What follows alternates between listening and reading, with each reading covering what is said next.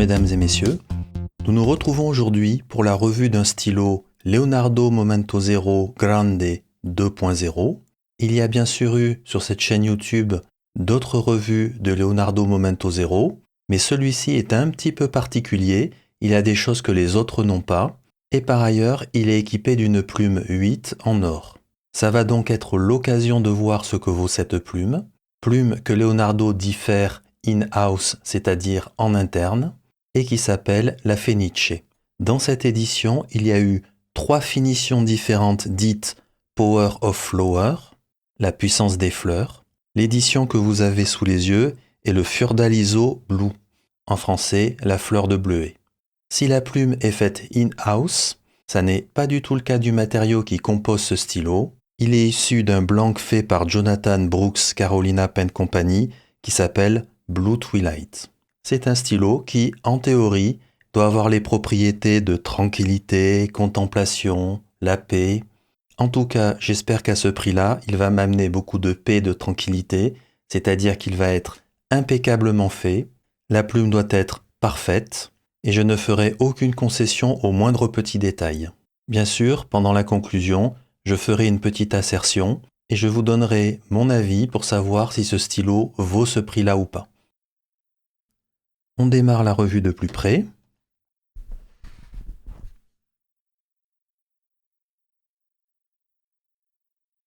Alors je dois dire que cette résine est absolument magnifique. Une très très belle chatoyance. Vraiment très très beau. Ça va du bleu au vert, avec des zones un petit peu noires. Vraiment magnifique.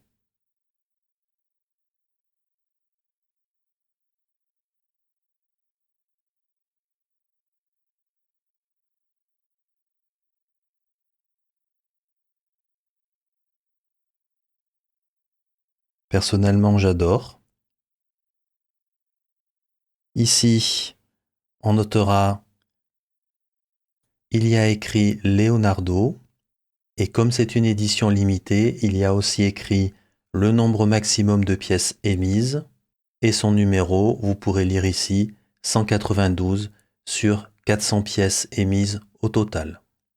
Très très joli, on savait déjà que Jonathan Brooks savait faire de très très belles résines, mais il faut quand même bien reconnaître que Leonardo va de temps en temps un petit peu vers la facilité. Tous les artisans pourraient faire aussi un stylo avec cette résine-là. Je commence par l'intégration des anneaux. Je les trouve mieux intégrés que d'habitude. D'habitude, l'intégration est correcte sur les Leonardo Momento Zero, mais on sent toujours un petit peu. Ici, l'intégration est vraiment impeccable. On ne sent absolument rien. Du côté des finiales, c'est comme d'habitude, impeccable, c'est doux, c'est bien fait, pas de problème. Ici de même, c'est parfaitement bien intégré. Rien à dire. Et du côté du clip, c'est un clip tout à fait standard de chez Leonardo qu'on connaît très bien, qu'on sait parfaitement fonctionnel. Donc, aucun souci de ce côté-là. Et j'en viens à une petite chose qui m'a toujours surpris. Je ne peux pas comprendre pourquoi Leonardo a fait ce genre de choses, et pour moi, c'est une bêtise. Ils ont fait une marche à 90 degrés sur le capuchon ici. Alors c'est vrai, sur tous les Leonardo Momento Zero, on la retrouve ici, on la retrouve ici. Je parle des Leonardo Momento Zero Grande, bien sûr. Et ça, c'est une bêtise parce que la seule chose que ça fait, c'est que ça affaiblit en fait le bout, ici à cet endroit-là, en réduisant énormément ici. Et d'ailleurs, lorsque j'appuie, je sens que ça peut fléchir un petit peu. Donc ça, je ne comprendrai jamais, ça n'a aucun intérêt esthétique, d'autant plus que je sais très bien que Leonardo, avec Radius, sait très bien gérer ce genre de choses, puisqu'on voit ici, sur un stylo Radius, ils n'ont pas fait de marche à 90 degrés, ils ont juste fait quelque chose d'un petit peu convexe pour venir à cet endroit-là terminer le bout du capuchon. Donc ça, je ne comprendrai jamais pourquoi Leonardo a fait ceci. Ça n'est pas esthétique, ce n'est pas robuste, ça n'a aucun intérêt. Par ailleurs, la seule chose que je vois aussi, alors ça ne se sent pas grâce à la marche d'escalier quand le stylo est fermé comme ceci, mais du coup, ce que je vois aussi, c'est que ici ça accroche fortement le doigt, ça a été laissé à 90 degrés, clairement, et pour moi, sur un stylo de ce prix-là, clairement, ça devrait être un petit peu poli à cet endroit-là. Il n'y a pas de raison que ça ne soit pas fait. Alors oui, c'est un petit détail, mais sur un stylo de ce prix-là, je ne laisse pas passer. Et cette marche à 90 degrés, il faudrait que Leonardo arrête de faire ce genre de bêtises. Pour le reste, d'un point de vue aspect extérieur, c'est impeccablement bien fait. Tout fonctionne très bien, je n'ai rien d'autre à dire. On compte le nombre de tours. Un tour pour retirer le capuchon. On va jeter un petit coup d'œil à l'intérieur. On voit un très léger petit méplat à cet endroit-là. Ça devrait bien enfermer la plume, pardon.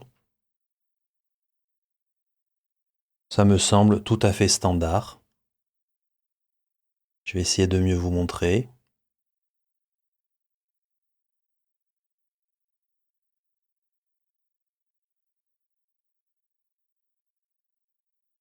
Voilà. À cet endroit-là, le pas de vis n'accroche pas du tout le doigt, c'est très bien fait, aucun problème. De même, j'apprécie ici qu'il y ait un petit anneau sur l'angle à 90 degrés, à cet endroit-là. C'est très bien. Une fenêtre d'encre, impeccable. Le piston fonctionne très bien, aucun souci. Et je tiens à noter qu'il était graissé quand le stylo est arrivé. J'arrive même à voir des petites traces de graisse au niveau de la fenêtre ici. Par contre, une chose qui est désespérante chez Leonardo, eh bien, ne cherchez surtout pas sur les Power of Flower à retirer la plume en dévissant, c'est collé à l'intérieur. Voilà bien une chose que je n'aime pas du tout. Il existe des modèles Leonardo, alors ce n'est pas toujours facile à détecter de savoir lesquels ou pas, mais il y a plein de modèles Leonardo, dès qu'on commence à monter en gamme, ils collent le housing à l'intérieur du grip. Pour retirer le housing, en réalité c'est relativement simple, mais ça n'est pas du tout agréable de le faire. C'est qu'il faut passer à de l'eau, on va dire un petit peu chaude, le grip, alors en essayant de ne pas aller trop vers la fenêtre qui est ici, et une fois que la colle est ramollie, on peut arriver à l'enlever. Je l'ai déjà fait, mais je peux vous garantir que c'est pas agréable à faire sur des stylos en particulier de ce prix-là. Donc pour moi, ça n'est vraiment pas correct, tout simplement parce que Leonardo essaie de vous empêcher de changer la plume si vous en avez envie, ce qui n'est pas correct. Et par ailleurs, il y a un deuxième autre problème, c'est que si vous avez envie de faire la maintenance de votre stylo en retirant par le housing, c'est-à-dire en glissant par exemple un cure-dent pour venir graisser, ou retirer le housing pour nettoyer ici à l'intérieur sans avoir à retirer le piston, eh bien vous ne pouvez pas le faire. Vous serez contraint d'aller chercher la clé pour retirer le piston qui est à l'arrière. Je considère que c'est un défaut et c'est incorrect de la part de Leonardo. Avant de regarder la plume, pour info, je démonterai le piston juste après la revue de plus près afin de savoir comment il est fait et avec quel matériau. Une chose par contre qu'on peut noter, et ça c'est plutôt rare dans les stylos Leonardo, c'est qu'ils ont gravé la plume, Power of Flower. C'est vraiment de très bon goût que Leonardo ait mis quelques fleurs sur la plume. Ah, et avec un petit Leonardo écrit en haut à gauche. J'avoue que j'apprécie beaucoup, on est bien dans le thème, c'est de bon goût, ça c'est bien joué. Un feed en ébonite. Ça c'est très bien aussi. C'est bien entendu une très belle plume.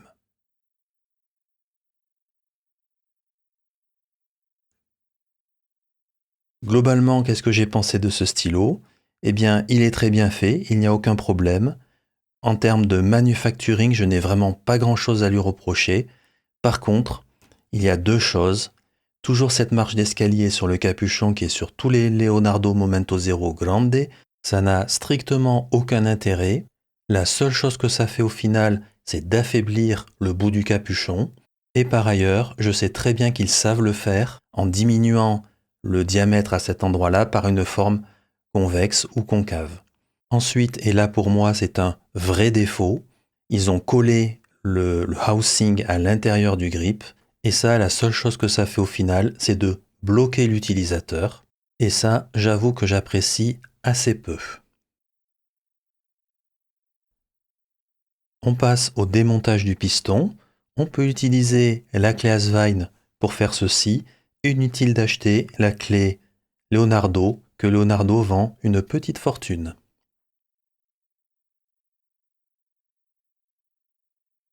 Il faut utiliser les crochets qui sont ici.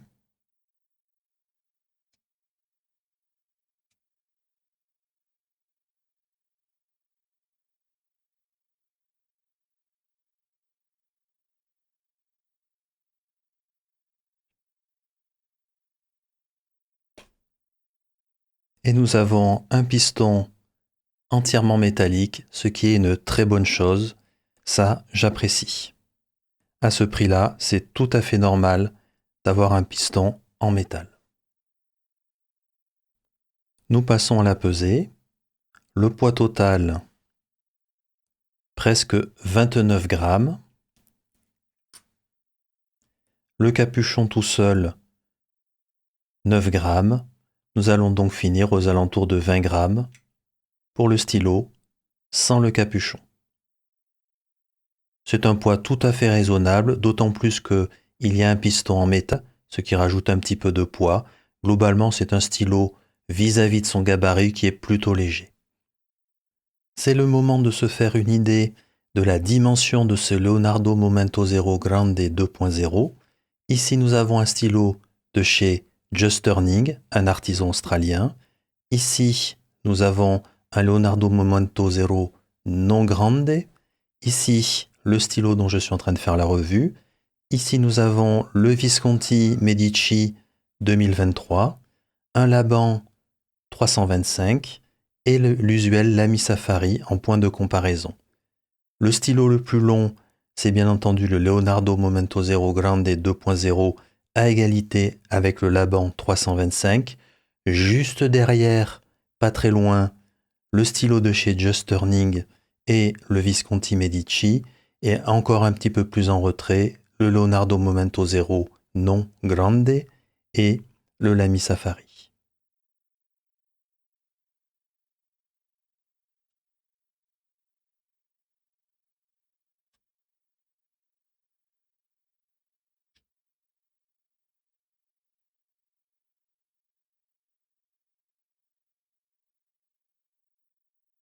Une fois le capuchon posté à l'arrière, tous ces stylos postent le capuchon à l'arrière correctement. Eh bien, on voit qu'on est à peu près à égalité sur tous les stylos, sauf le Leonardo Momento Zero non grande et le Lamy Safari qui sont un petit peu derrière. Ceci étant, ça n'a que très peu d'importance parce que le Leonardo Momento Zero Grande 2.0 est de toute façon assez grand pour toutes les mains lorsqu'il n'y a pas le capuchon à l'arrière.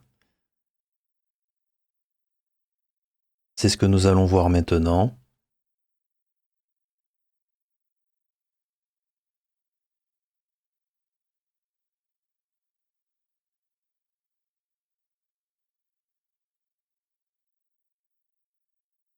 Nous voyons ici que le Leonardo Momento Zero 2.0, le Grande 2.0, est le plus long de tous les stylos et bien entendu, sa plume fait la différence. Au niveau de l'endroit où s'arrête le grip, on est à peu près comme les autres stylos de chez Monsieur Just Turning, ici le Visconti, le Laban, etc. Donc globalement, je dirais, il n'est pas extrêmement long, mais il est tout de même assez long, et la plume est, bien entendu, rallonge le stylo de pratiquement un demi-centimètre.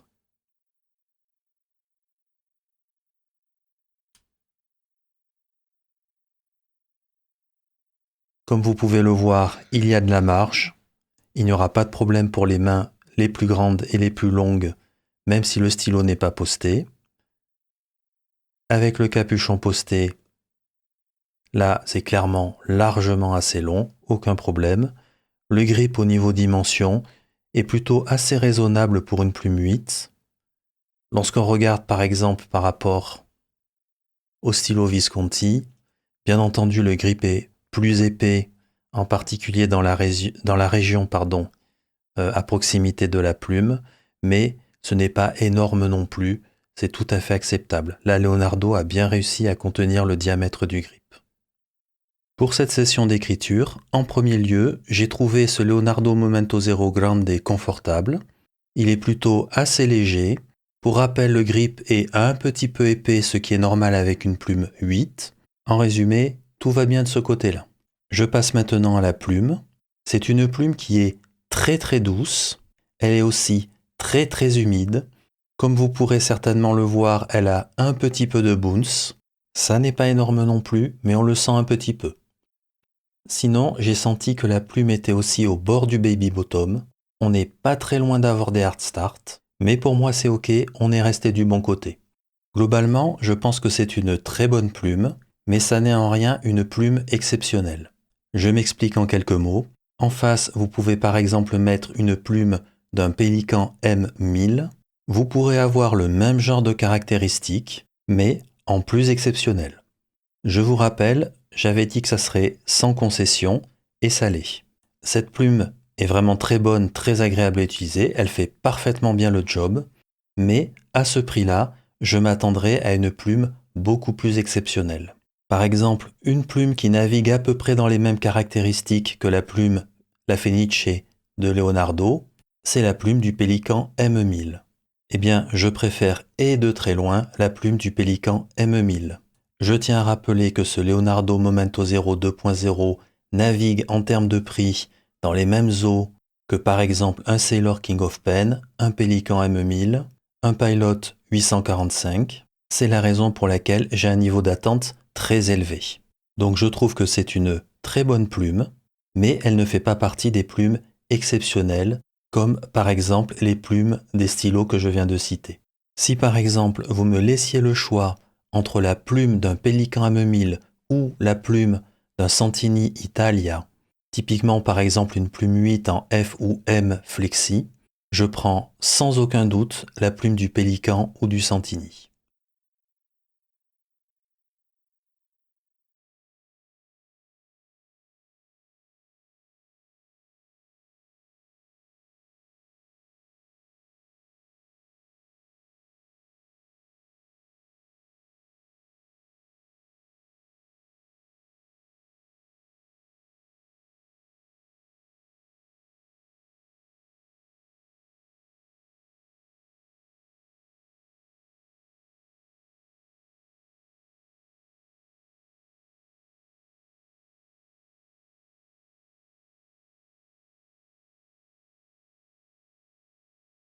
J'en arrive à la conclusion, et elle n'est pas forcément facile à faire parce que beaucoup de choses en réalité tournent autour du prix de ce stylo.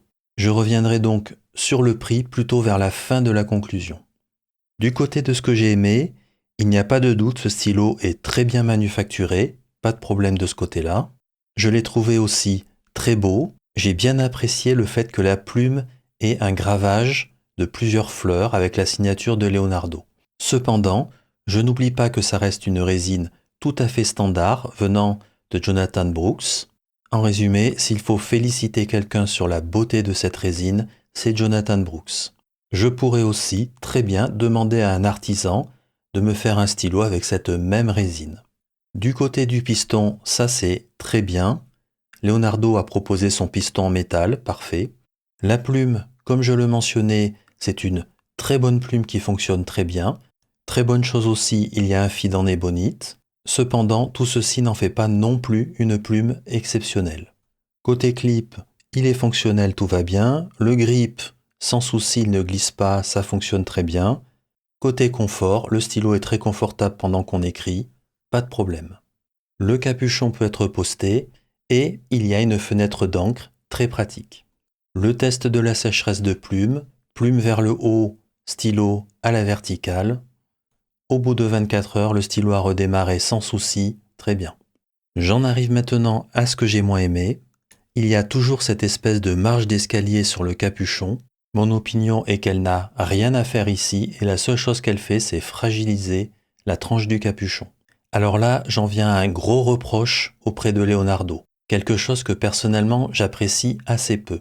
Ils ont collé le housing à l'intérieur du grip. Et là, j'apprécie pas du tout pour 2 raisons. La première, c'est pour la maintenance du stylo. C'est tout de même bien pratique de pouvoir dévisser le housing pour nettoyer le stylo et graisser le piston.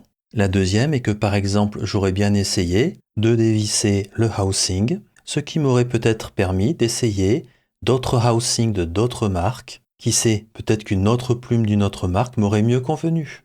Eh bien, chez Leonardo, c'est interdit. Ça mérite un petit carton rouge. Dernier point, alors ça je l'ai mis dans ce que j'ai moins aimé, mais c'est plus pour le signaler, c'est que cette plume de dimension M en réalité écrit plus comme une B. Rien de bien grave, mais il vaut mieux le savoir. J'en viens maintenant au prix, et c'est là où les choses peuvent vraiment déranger. Si je prends le prix normal de ce stylo, on le trouve aux alentours de 800 €. Est-ce que ce stylo Leonardo Momento Zero Grande 2.0 vaut ce prix-là? Certainement pas. Premièrement, la plume n'est pas pour moi assez exceptionnelle.